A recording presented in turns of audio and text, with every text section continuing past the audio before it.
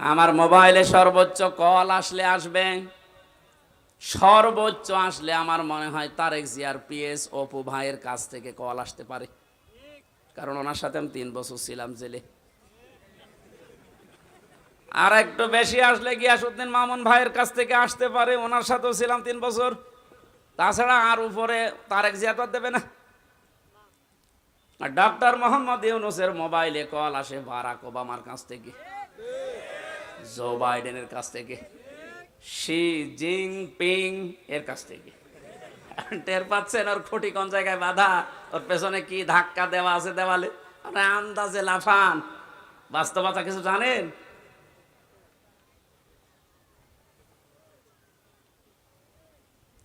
আজ অনেকে আপার কাছ থেকে মোবাইলে কল পেয়ে বলছে, আপা ঘাবড়াবেন না, আপনি ঘাবড়ালে আমরা নরম হয়ে যাই।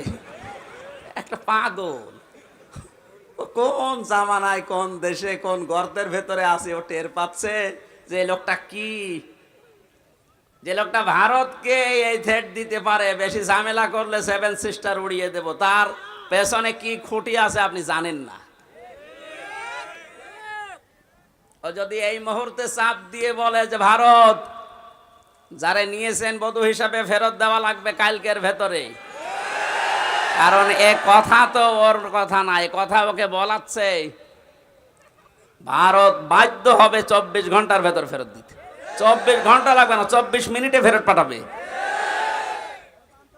এইরকম একটা লোক। আর আপনি আন্দাজে এখান থেকে ফতোয়া দেন, বাবা ঘাবড়াবেন না, কিসের ঘাবড়াবেন না? আপনি 2টা পিটনি খেলে সব ভুলে যান, আর তার সিকিউরিটিতে গেছেন।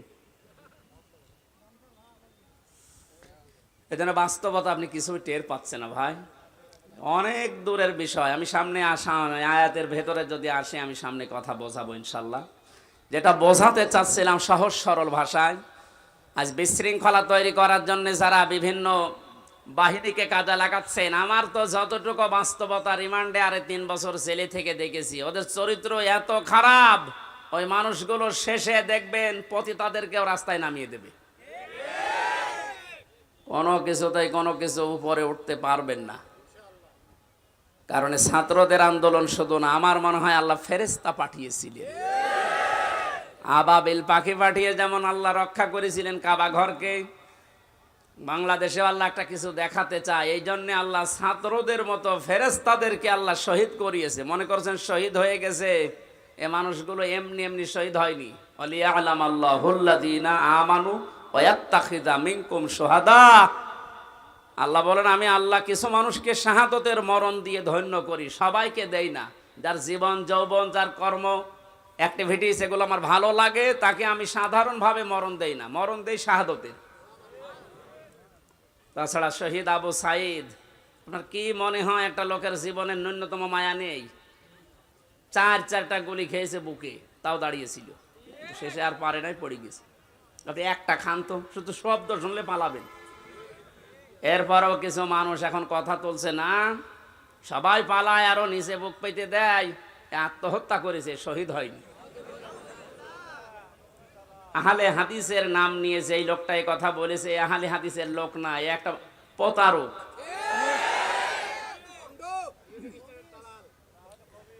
আহলে হাদিসের এই যে রাজশাহীর গোদাগাড়ির অধ্যাপক মুজিবুর রহমান, ওনার সাথে আমি উমরায় ছিলাম রমজানে, কি উনি আহলে হাদিস না? আপনি উল্টা পাল্টা ধারণা করবেন আহলে হাদিস নাম হলে না, কি রফিক নামে নাকি যেন কি বিন বিন বিন বিন বিন। আমি 2টা তথ্য বলছি, হয়তো শুনেছেন আপনি, কিন্তু এভাবে শোনেননি, ভালো করে খেয়াল করেন। যারা এগুলো ধারণা করেন বলেন মুখ দিয়ে, খুব সাবধান। ওয়ালা তাকুলু লিমান ইয়ুকতালু ফি সাবিলিল্লাহি আমওয়াত বাল আহইয়াউ ওয়ালাকিন লা তাশউরুন।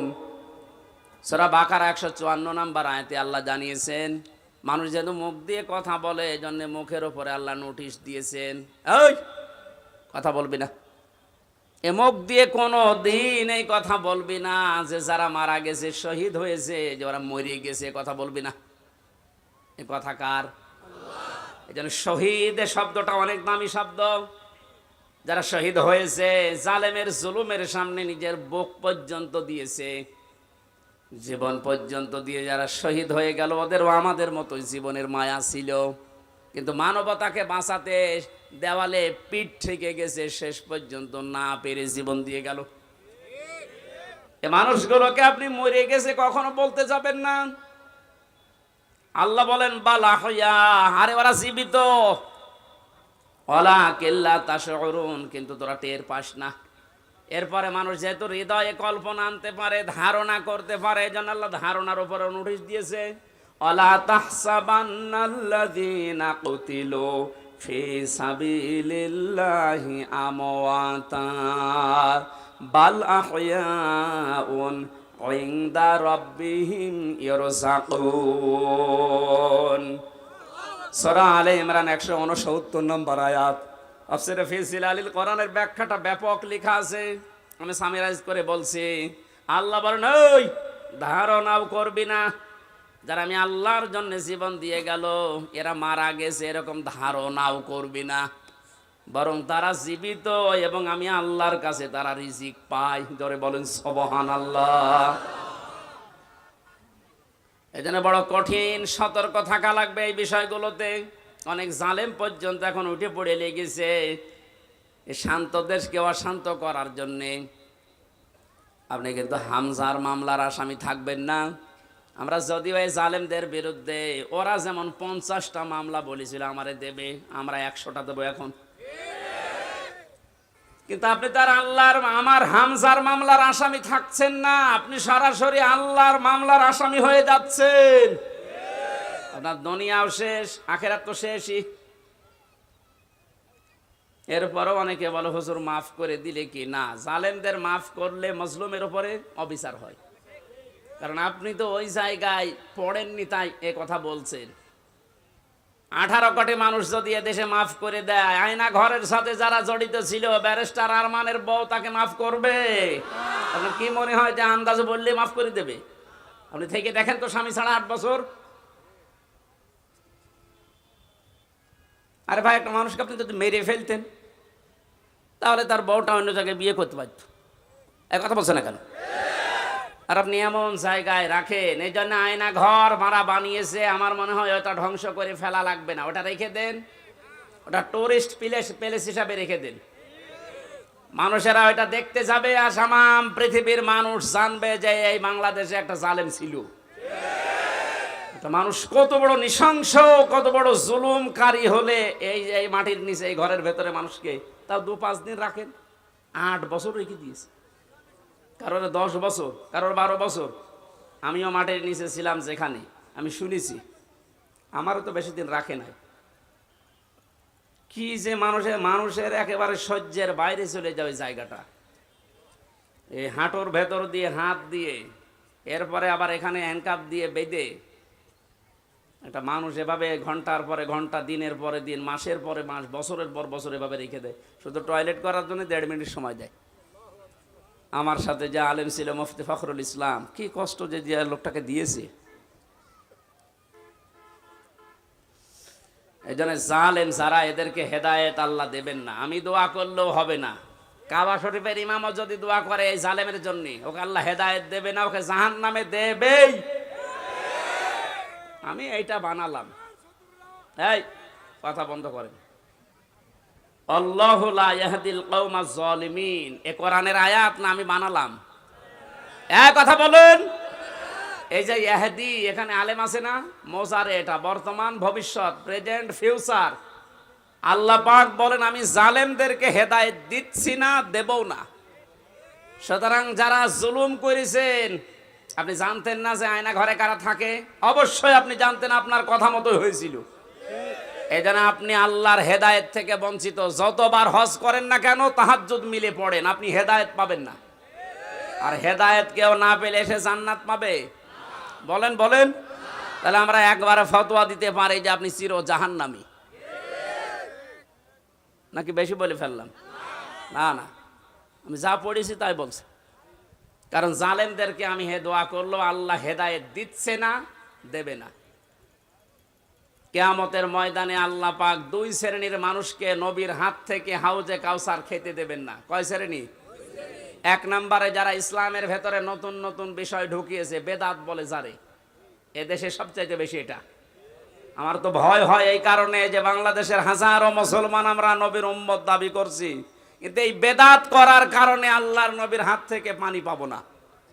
দুই নম্বরে যারা জুলুম করে এবং জালেমের যারা প্রশংসা করে, তার সাহায্য করে, সহযোগী হিসাবে কাজ করে, এরা নবীর হাতের হাউজে কাউসারের পানি পাবে না। আপনি এই হাদিসটা এবার বাংলাদেশে মিলান, কত হাজি জালেমের সহযোগী, জালেমকে ভালোবাসে, সাপোর্ট করে, এই কারণে নবীর হাতের ওয়ারিশ হিসাবে সে পানি পাবে না। এরকম মানুষ হাজি দেশে নেই। আপনার দুনিয়াও শেষ, আখেরাতও শেষ। আপনি কি করলেন? এখন আর ফিরে আসার সময় আপনার আর নেই। আপনি যা করেছেন এর হিসাব আপনাকে দেওয়া লাগবে, কারণ আপনি একেবারে সীমানার বাইরে চলে গেছেন। যে সমস্ত পাপের কারণে আল্লাহ দুনিয়ায় শাস্তি নাজিল করে, তার ভেতরে অন্যতম পাপ, মানুষ যখন সীমা লঙ্ঘন করে ফেলে তখন আল্লাহ 8 প্রকার শাস্তি দুনিয়ায় দেয়। আমি একটা একটা করে কোরআন দিয়ে ওইদিকে যাবো ইনশাল্লাহ। আপনারা আছেন তো ময়দানে? নিয়ামতের শুকরিয়া আদায় যদি করতে চান তাহলে মুখ দিয়ে বলেন যে হ্যাঁ, এটা নিয়ামত। এটা বিশাল একটা পাথর বুকের উপর থেকে আল্লাহ নামিয়ে দিলেন, এটা কি? কিন্তু যারা স্বীকার করছে না, এখনো অনেক জালেম নেই যে স্বীকার করছে না, এখনো পর্যন্ত এই দুর্বিসন্ধিতে লিপ্ত আছে। 2 নম্বরে নিয়ামতের শুকরিয়া আদায় করার শর্ত হচ্ছে আপনার মনের ভেতরে একটা আলাদা আনন্দ আপনি অনুভব করবেন, যেটা সত্যি আমরা পাচ্ছি, সবাই পাচ্ছে। এত বড় জুলুম বিদায় নেওয়ার পরেও যদি আপনার মনের ভেতরে আনন্দ না আসে, শান্তি না লাগে, নবীজি হাদিসের ভাষায় পড়েছি, মানুষের এই পশমগুলো তখন খাড়া হয়ে যায়। বাম স্তনের 2 আঙ্গুল নিচে যে গোস্তের টুকরা আছে, ওই টুকরাটা লাফালাফি করে। আমার তো 5 তারিখের পর থেকে যে আনন্দ, এমনিতে এই কোরআনের এবং হাদিসের এই শব্দের গুলোর সাথে আমার বুক এবং হাত, পশম সব মিলে যাচ্ছে। আমি দেখতে পাচ্ছি এখনো অনেকের মেলছে না। এই কথা বলতে কেন? 3 নম্বরে নিয়ামতের শুকরিয়া আদায় হবে যে উদ্দেশ্য নিয়ে আপনি ওটা কায়েম করেছিলেন, ওটা একেবারে সর্বশেষ জায়গায় পৌঁছিয়ে দেওয়া। এদেশে সমন্বয়ক যারাই ছিল ছাত্র আন্দোলনের অধিকাংশগুলোর এখন কথা আমি শুনতে পাচ্ছি, ওরা বলছে আমরা মুসলমান। কালকে একজনের বক্তব্য দেখলাম ঢাকাতে, ওরা বলছে আমরা বাংলাদেশে যত জেলায় থানায় সমন্বয়ক ছিলাম, আমাদের উদ্দেশ্য ছিল এই যত রকমের বৈষম্য আছে সব আমরা দূর করে সমান সমান করে দিতে চাই, এটা আল্লাহ চাই। কথা বলেন না কেন? আমরা যেহেতু 96% মুসলমান এই দেশে, দল মত আমরা যাই করি না কেন, 53 বছর তো দেখলাম যে মানুষ চালালে কেমন লাগে না, দেখি নাই? বাবা চালিয়েছে কেমন লাগে আমরা দেখেছি, স্বামী চালিয়েছিল কেমন লাগে আমরা দেখেছি, চাচা চালিয়েছে যেভাবেই হোক দেখেছি, বুবু চালিয়েছিল, ভাবি চালিয়েছে। শুধু এখন দেখতে বাকি আছে কোরআন দিয়ে দেশ চললে কেমন দেখা যায়। আপনি সমন্বয়ক যত আছে, আমার মনে হয় যদি 500 জন থাকে, 498 জন এই কথা বলতে বাধ্য হবে যে আমরা বৈষম্য দূর করার জন্য আন্দোলন আরম্ভ করেছিলাম, আর এটা দূর করার জন্য কোরআন ছাড়া অন্য কোনো নিয়ম দুনিয়ায় নেই। অন্য নিয়ম আসলে আবার বৈষম্য শুরু হবে। কোরআনে কারিমে কোনো বৈষম্য আছে? নেই। নেই যে এটার প্রমাণ কি? আফালা ইয়াতাদাব্বারুনাল কুরআন ওয়ালাউ কানা মিন ইনদি গায়রিল্লাহি লাওয়াজাদু ফীহি ইখতিলাফান কাসীরা। এটা বৈষম্য বিরোধী আয়াত। আল্লাহ পাক বলেন সূরা নিসার 82 নম্বর আয়াতে আছে, 5 পারার 10 পৃষ্ঠা 3 নম্বর লাইনে রব্বুল আলামিন বলেন, কি হয়েছে তোদের আমার কোরআন নিয়ে কেন চিন্তা ভাবনা করো না? আমি কোরআনে এমন কোনো বক্তব্য দেইনি যে একটার সাথে আরেকটা মেলে না। আল্লাহর কোরআনে আপনি এমন কোন বক্তব্য পাবেন না যে আজকে দিলাম এই 2 দিন পরে ওইটার সাথে আর আগের কথার মিল নেই, এমন কোন বক্তব্য কোরআনে আছে? আরো জোরে বলেন। সুতরাং এ দেশে যে বৈষম্য সত্যি সত্যি আমরা দূর করে নিয়ামত যে এটা প্রমাণ করতে চাই, সময়ের এখন সবচাইতে বড় দাবি হচ্ছে আল্লাহর কোরআনকে এখন এ দেশে কায়েম করা। এইটার বিরুদ্ধে আছেন কারা? হাত তোলেন তো।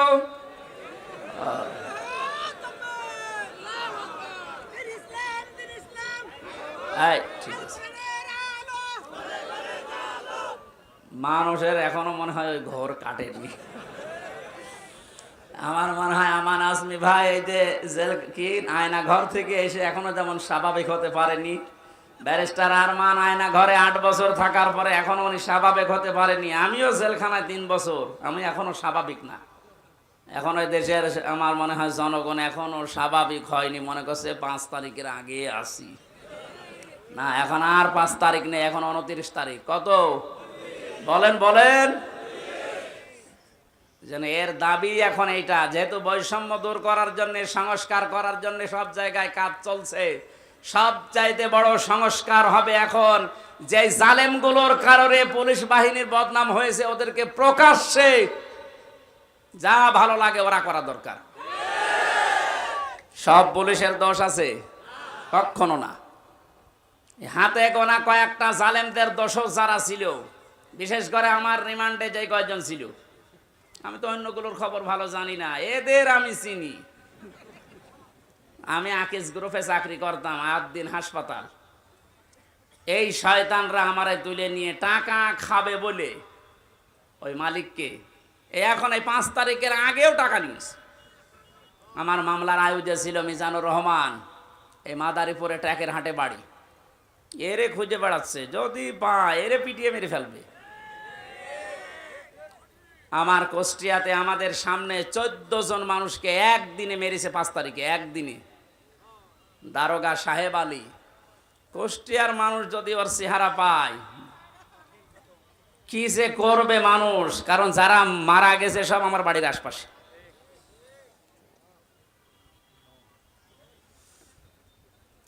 এএসপি নামে একজন ছিল রিমান্ডে আমার, শেখ ইমরান হোসেন। ওর বাড়ি খুলনা ফুলতলা এলাকায়, ওর বাবা আওয়ামী লীগের উপজেলা চেয়ারম্যান। ওরাও খুঁজে বেড়াচ্ছে, কারণ 5 তারিখের আগে পর্যন্ত নাকি এরা টাকা নিয়েছে। স্যার আজকে আমারে কল দিয়েছিল, হুজুর 5 তারিখের আগেও আমার কাছে টাকা নিয়ে গেছে। এখনো যদি 5 তারিখ না আসতো মনে হয় আরো টাকা চাইতো। সুতরাং ওদেরকে আপনি ক্ষমা করবেন কি? কোন কোন জিনিস দেখে? এই শয়তানগুলোর কারণে আজ হাজার হাজার পুলিশ এখনো পর্যন্ত ভয়ে আছে, এ বের হচ্ছে না বাইরে। এই জন্য এই বাহিনীর সবার দোষ না, যাদের দোষ এইগুলোকে এখন এই বাহিনীর সামনে এনে দেওয়া দরকার, যে নে যা পারবি ফুটবল খেল। কালকে ইনোরে একটা লাথি দেয়নি একজন? সম্মানিত ভাইরা, আমি যেটা বোঝাতে চাচ্ছিলাম, যেহেতু সংস্কার আরম্ভ হয়েছে আর এটা করার জন্য ওনারা আন্দোলন করেছিল, সুতরাং সংস্কার খুব তাড়াতাড়ি করেন, নয়তো জালেমরা কিন্তু বসে নেই। ওরা একটা একটা করে ইস্যু তৈরি করবে, আবার অশান্ত করার চেষ্টা করবে। ডক্টর মোহাম্মদ ইউনূস বারবার বলছে, ভাইরা আমার সময় দিন, আমাকে কাজ করতে দিন। আপনাদের এই 17 বছরের জঞ্জাল আমি এই 17 দিনই শেষ করে ফেলবো, একটু সময় দিন আমারে। আর এর ভেতরে আমার কাছে আরে বসে কাজই করতে দেন না, খালি এইটা ওইটা ওইটা আমার বাড়ি ঘেরাও। তা আপনি ওনার বাড়ি ঘেরাও করে কি করবেন? ওনারে তো পেছনে যারা খুঁটি দিয়ে রেখেছে তারা তো আর এই বাড়ি ঘেরাও কিছু মনে করে না। এই জন্য এই সমস্ত ছোটোখাটো কাজ করে আপনি টার্গেটে পড়ে যেন না।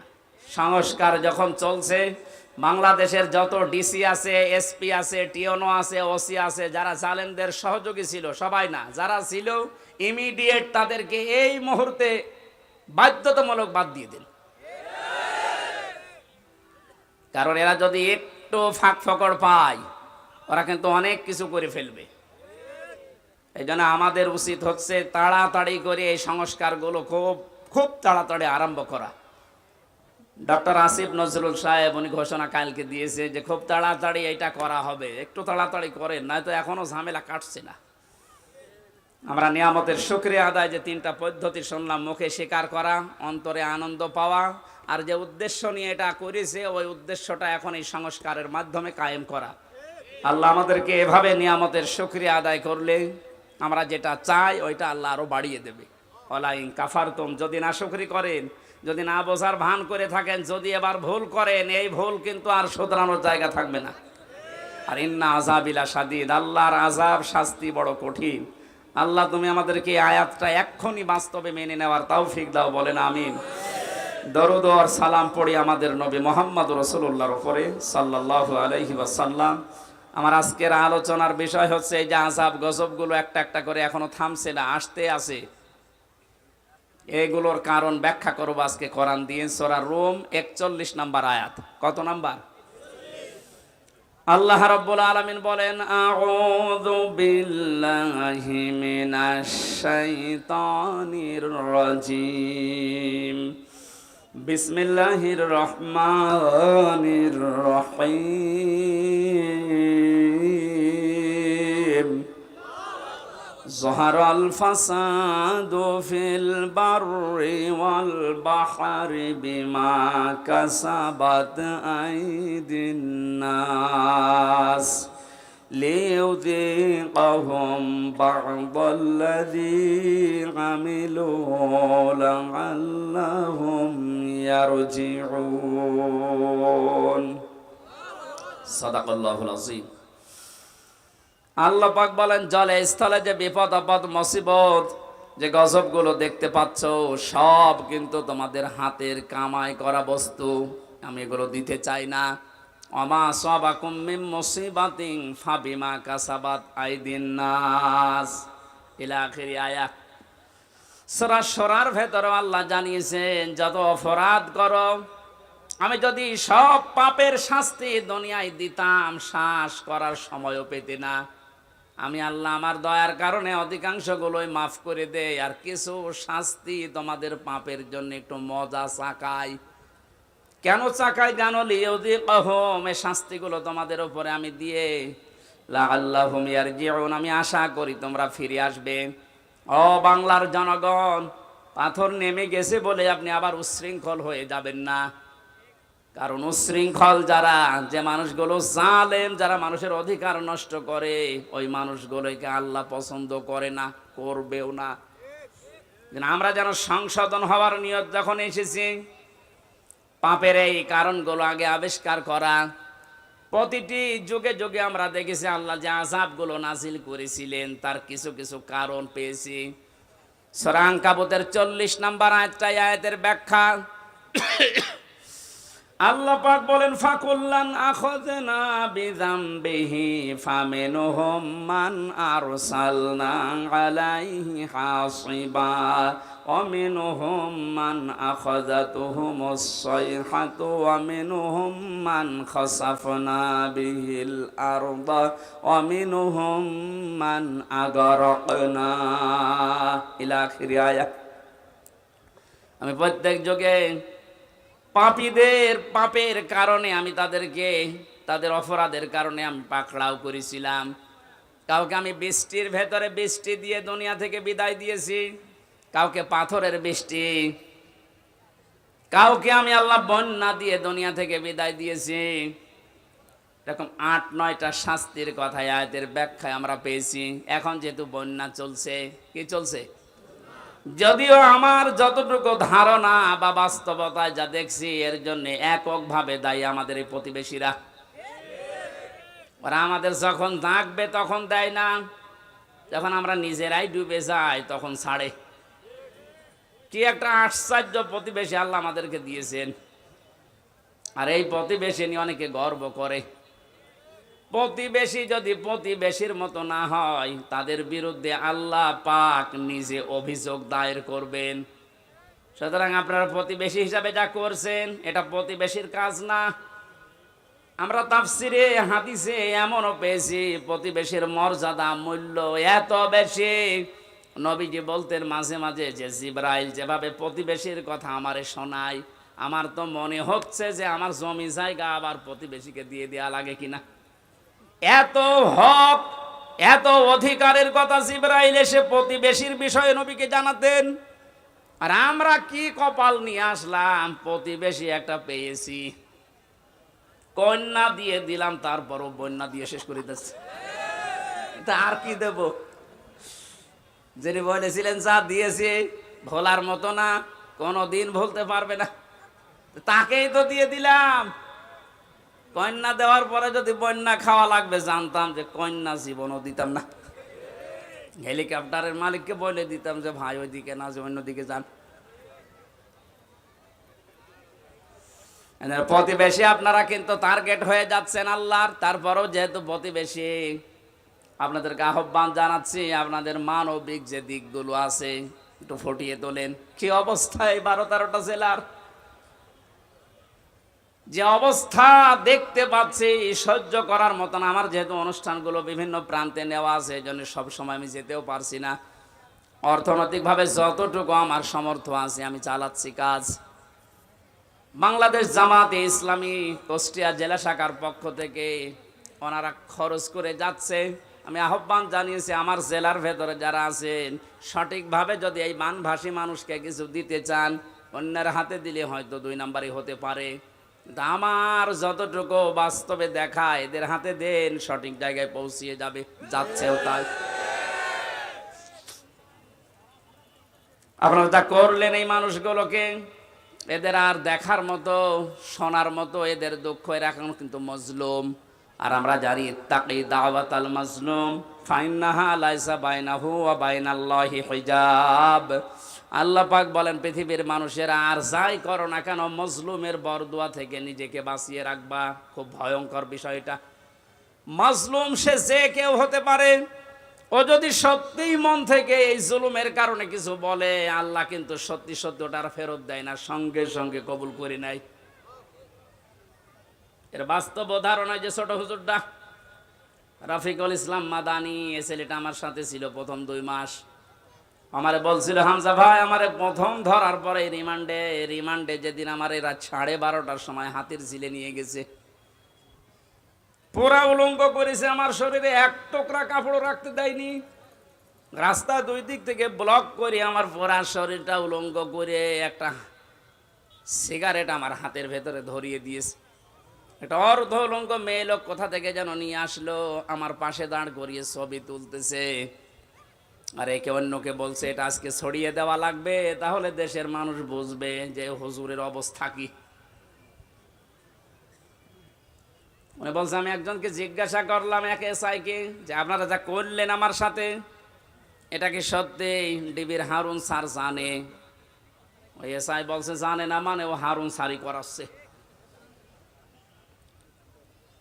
বলছে আমি এত অসহায় হয়ে গেলাম ওই সময়, মুখ থেকে আমার বের হয়ে গেল, আল্লাহ যা করলো তুমি তো দেখলে, যে লোকটার নির্দেশ মতো এগুলো করছে তারে তুমি একটু দেখো।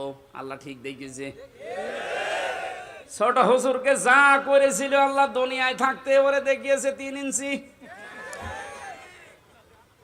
রাস্তায় বের হতে পারে না। মহিলারা পর্যন্ত নাকি এখন জিকির করছে 3 ইঞ্চি 3 ইঞ্চি।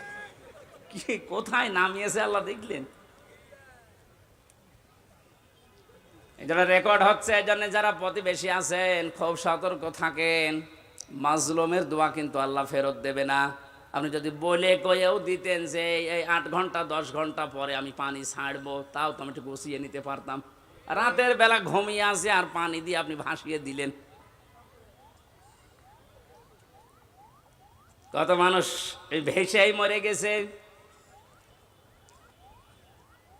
আমার ভাইরা, এই যে বন্যা জলোচ্ছ্বাস এগুলো আসার পেছনে যে কারণগুলো পেয়েছি আমরা, কোন জাতির ভেতরে যদি মুনাফিকি বেড়ে যায়, উপরে ফিটফাট ভেতরে সদরঘাট, আর এই চরিত্রের মানুষ আমার জানা মতে বাংলাদেশে বেশি। এই 15 বছরে কত আলেম পর্যন্ত মুনাফিক হয়ে গেছে। আল্লাহ এমনিতে এই বিপদগুলো দেয় না। আমিনহুম মান আখাযাতুহু সাইহা, কারো উপরে আল্লাহ পাথরের বৃষ্টি নাজিল করে। তাফসিরের ভেতরে পড়েছি, আয়াতের ব্যাখ্যা করতে গিয়ে হযরতে শুআয়ব আলাইহিস সালামের ঘটনাটা ফি জিলালিল কোরআনে আছে। ওয়া ইলা মাদিয়ানা খাহুম শুআয়বা ক্বালা ইয়া কওমি ইবুদুল্লাহা মা লাকুম মিন ইলাহিন গায়রু ইলা আখিরি আয়াত। আল্লাহ পাক বলেন, মাদাইন শহরে হযরতে শুআয়বকে তার ভাইদের কাছে আমি পাঠিয়েছিলাম। তিনি মাদাইনে, হযরতে শুআয়ব মিশরের মাদাইন আইকা এই এলাকায় বাস করতেন। ডাক দিয়ে বললেন, আমার জাতির লোকেরা, তোমরা আল্লাহর ইবাদত করো, তিনি ছাড়া ইলাহ এটা আর কেউ নেই। ইলাহ মানে, ইলাহ শব্দের 4টা প্রধান অর্থ আমি এই আয়াতের তাফসিরে পেয়েছি। এক নয়, ভালো করে শোনেন। এই জন্যই তাফসির মাহফিলে আসতে হয়। আলেমগুলো খেলা করার জন্য এখানে বসে নেই, ওনারা জানে না। এই গুরুত্বপূর্ণ কাজ বাদ দিয়ে ওনার মতো মানুষেরা যদি মোস্তফা আমিন বসে থাকতে পারে, আপনি কি হয়েছেন বলেন তো? ইলাহ শব্দের যে ব্যাখ্যা দিচ্ছে, এবার নিজের জীবনের সাথে মিলাবেন। আল্লাহ রাব্বুল আলামিন জানিয়েছেন, প্রতিটি নবীর যে দাওয়াতের পদ্ধতি ছিল, আমি কিছু কিছু কোরআনে কোড করেছি। তার ভেতরে শুআয়ব আলাইহিস সালাম একজন। তিনি জাতির লোকদেরকে বলেছিলেন, জাতির লোকেরা আল্লাহর ইবাদত করো, তিনি ছাড়া ইলাহ নেই। কি নেই? আমরা যেহেতু নবীর ওয়ারিস, নাকি মানেন না? এক কথা বলেন না কেন? আমি তো প্রথমেই বলেছিলাম, রাজনৈতিকভাবে আমি একটা দলকে ভালোবাসি, সাপোর্ট করি, সহযোগিতা করি, কিন্তু এটা তো ওইটা না। আমি জাতির লোককে এখন বাঁচাতে চাই, ওরকম মন নিয়ে কথা বলছে। আমি নবীর ওয়ারিস হিসাবে এখন দায়িত্ব পেয়েছি। আল্লাহ পাক যে জানিয়েছে নবীদের এই কাজ ছিল, আমরা নবীর ওয়ারিস হিসাবে আমাদের একই কাজ। ওনারা যেটা বুঝিয়েছিল ওইটাই বোঝাচ্ছে, জাতির লোকেরা আল্লাহ ছাড়া কারো ইবাদত করা যাবে না, তিনি ছাড়া কোনো ইলাহ নেই। কি নেই? আরো জোরে বলেন। ইলাহ শব্দের ব্যাখ্যা বললাম কয়টা? 4টা। বলেন বলেন। 1 নম্বরে ইলাহ মানে আল্লাহ পাক বাদ দিয়ে আইন তৈরি করার ক্ষমতা কারো নেই, এই জন্য আল্লাহ ইলাহ। আল্লাহ কি? এটা যতদিন পর্যন্ত আপনি না মানবেন, আমি দাওয়াত দিতেই থাকবো আপনাকে, কারণ আপনি এখনো পর্যন্ত ক্লিয়ার না।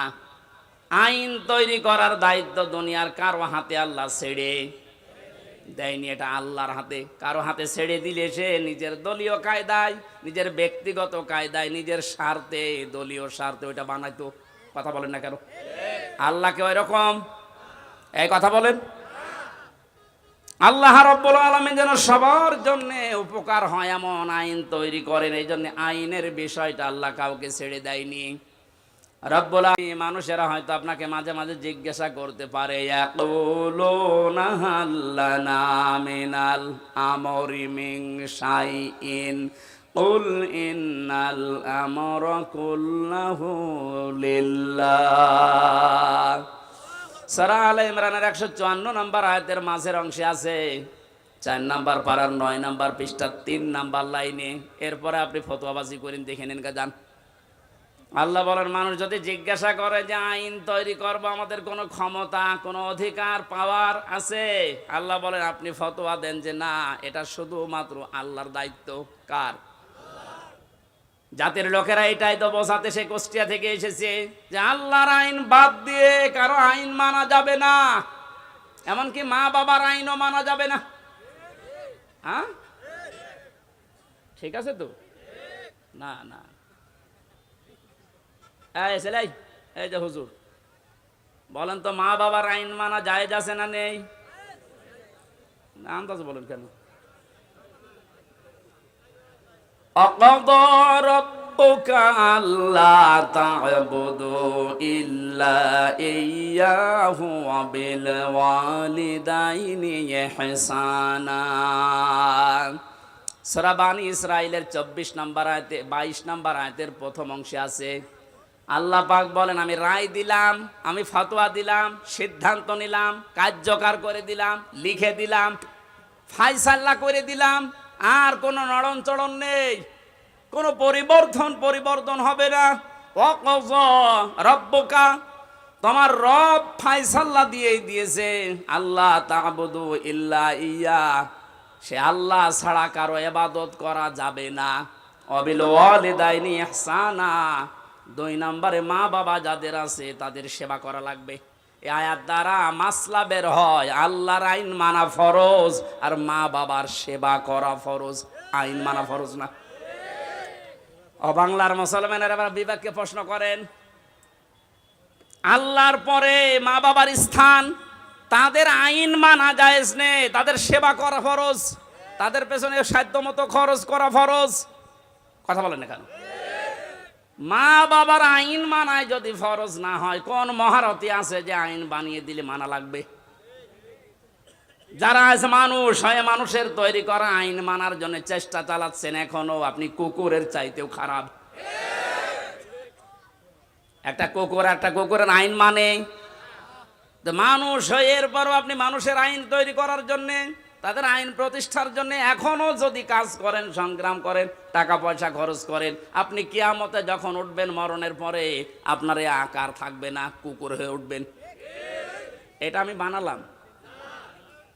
হ্যাঁ, সূরা এই রহমানের ভেতরে আছে, ইউরাফুল মুজরিমুনা বিসিমাহুম ফায়ুখাযু বিন নাওয়াসি ওয়াল আকদাম। আমি লম্বা করে দলিলগুলো বলতে পারছি না, খুব তাড়াতাড়ি করছি।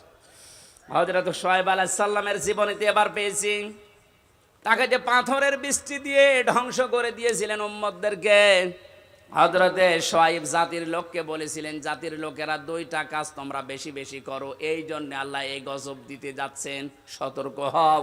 ফাউফুল কাইলা ওয়াল মিজানা ওয়ালা তাবখাসুন নাসা আশিয়াআহুম ওয়ালা তুফসিদু ফিল আরদি বা'দা ইসলাহিহা ইলা আখির আয়া। 1 নম্বরে জাতির লোকের ভেতরে এই কাজটা বেশি ছিল, তারা ওজনে কম বেশি করত। কিসে ওজন? মানে শুধু দাড়ি পাল্লার ওজন বলেন না, পৃথিবীর প্রতিটি জিনিসের ওজন আছে, আপনার বিবেকেরও ওজন আছে। এই যে চেয়ারে বসেছি, চেয়ারের ওজন আছে। যারা আজ লেখাপড়া করায়, মাস্টার, শিক্ষক, ওস্তাদ, মুআল্লিম, তাদেরও ওজন আছে। তারা নেওয়ার সময় তো বিভিন্ন জায়গা থেকে জ্ঞান ভালোই অর্জন করেছে, এই যে মাস্টার, কিন্তু দেওয়ার সময় আর ঠিক মতো ছাত্র ছাত্রীদের দিতে চায় না, তখন বলে প্রাইভেট পড়া লাগবে, কোচিং করা লাগবে। কোরআনে কারীম যেন আমাদের নাম নিয়ে আয়াতটা আল্লাহ নাযিল করেছেন, ওয়াইলুল লিল মুতাফফিফিন আল্লাযীনা ইযা ইক্তালু আলান নাসি ইস্তাওফুন। আল্লাহ বলেন ধ্বংস হয়ে যাক ওই দোকানদারগুলো যারা ওজনে কম বেশি করে। এখানে শুধু দোকানদার উদ্দেশ্য না, দুনিয়ায় যে যেখানে আছে ওই জায়গায় নেওয়ার সময় ঠিক মতো নেয়, দেওয়ার সময় যারা কম দেয়, এই মানুষগুলো এই আয়াতের ভেতরে শামিল। তাদের ধ্বংস কামনা করছে কে? যে যে জায়গায় আছে আমাদের ওজন যেন কম বেশি না হয়। আর জাতির ভেতরে ওজনের স্তর ঠিক নেই। ধনীরা অপরাধ করলে ওজন একরকম হয়, গরিব মানুষ অপরাধ করলে ওজন আর এক রকম হয়। নিজের দলীয় লোক অপরাধ করলে ওজন বিচার একরকম হয়, আর অন্য দলের লোক যদি অপরাধের নাম গন্ধ না শুধু শোনে, সন্দেহ করে, বিচার অন্যরকম হয়। এই জন্য তো গজব এসেছে। 2 নম্বরে আল্লাহ বলেন, দুনিয়া শান্ত হয়ে যাওয়ার পরে কেউ যেন বিশৃঙ্খলা করার চেষ্টা করো না, যেটা এখন দিন দিন বাড়ছে। এই জন্য আমরা সাবধান হব।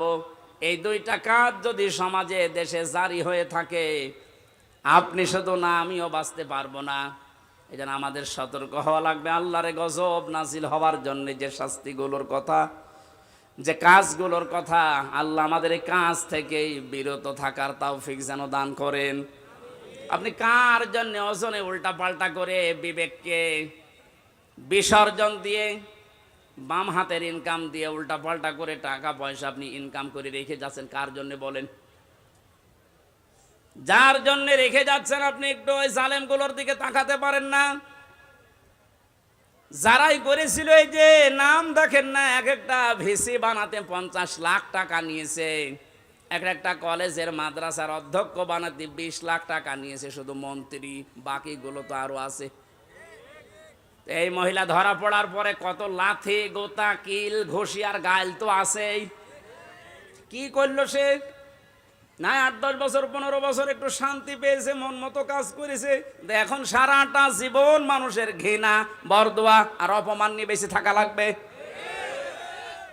যে যেখানে আসি ওজনটা ঠিক করেন নাই তো কিন্তু শাস্তি আল্লাহ দিতে 10 বছরও লাগবে না, 10 সেকেন্ডই যথেষ্ট। 8টা শাস্তির কথা আমরা তাফসীর থেকে লিখেছি। হযরত হুদ আলাইহিস সালামের জাতির লোকেরা যে অপরাধ করত তাদের জন্য যে শাস্তি আল্লাহ দিতেন। যেহেতু আমরা মুহাম্মদুর রাসূলুল্লাহর উম্মত, আমাদেরকে বিশ্বনবী জানিয়েছেন 2টা কাজ থেকে বিরত থাকবা, নয়তো আল্লাহর গজব আযাব। অন্যান্য নবীদেরকে যেভাবে ঘিরে ধরেছিল, আমি দোয়া করেছিলাম আল্লাহ আমার উম্মতকে একবারে ধ্বংস করে দিও না, এই জন্যে আসে না। কিন্তু যদি এগুলো ব্যাপক হারে আরম্ভ হয়, আল্লাহর গজব নাজিল হতে কিন্তু বেশি সময় লাগবে না। আমাদের হাতের কামাইগুলো আমরা বন্ধ করব, বিশেষ করে ওজনটা। আর সব জায়গায় ওজনে কম বেশি করা হচ্ছে। আমরা চেয়ারে বসে ওজনওয়ালা কথা বলতে পারি না, আর 15 বছর তো পারি নাই। এখান থেকে একবার হুজুর এদিকে বলেন না ওদিকে বলেন না, ঠিক করেন। তো কি ঠিক করব? ঠিক করতে করতে তো আমরা চলে গেছি গর্তের ভেতরে। কেন্দ্রীয় মসজিদের ইমাম যিনি বাইতুল মোকাররম, তাকান তার দিকে। এই লোকটা পর্যন্ত যদি দালাল হয়ে যায় তো এই দেশে আর কার দিকে ভরসা করবেন? অপমান করে আল্লাহ বিদায় দিয়েছে। যত রকমের ক্ষতি হয়েছে বাংলাদেশে ইসলামের এবং মুসলমানদের, বিশেষ করে ইসলামপন্থী উদার যারা, তাদের সবচেয়ে বেশি আমার মনে হয় ক্ষতি হয়েছে দালালপন্থী আলেমগুলোর কারণে। কারণ নেক্সট সূরাতে ধোঁকা দিত এরা মানুষকে, আর আমাদেরকে মাঝে মাঝে জেলখানার ভেতরে ফতোয়া পাঠাতো। এত বেশি বোঝার দরকার কি? দেশে হুজুর আর নেই, হুজুর আছে ওইভাবে চেপে রাখার অভ্যাস আমার নেই। যা পড়েছি যা বুঝেছি ওটা কোরআনে যে ফোর্সে আল্লাহ দিয়েছে ওটা বলতেই থাকবো মরণ পর্যন্ত। আল্লাহ এমন কোন গণা, এই ওজনটা আমরা যেন প্রত্যেকে ঠিক করি। কোন জায়গায় যেন বিশৃঙ্খলা না হয়, চেপে ধরবেন। যে যেখানে আছেন বিশৃঙ্খলা তৈরি হওয়ার আশঙ্কা থাকলেই ওরা যদি ডালে ডালে চলে, আমাদেরকে পাতায় পাতায় চলা লাগবে, নাইতে স্বাধীনতা কিন্তু আবার হারিয়ে যাবে। আল্লাহ বাস্তবতায় তুমি মানে কোরআনের আয়াত যেভাবে নাজিল করেছো ওইভাবে বোঝার তৌফিক দাও। আল্লাহুম্মা আমিন।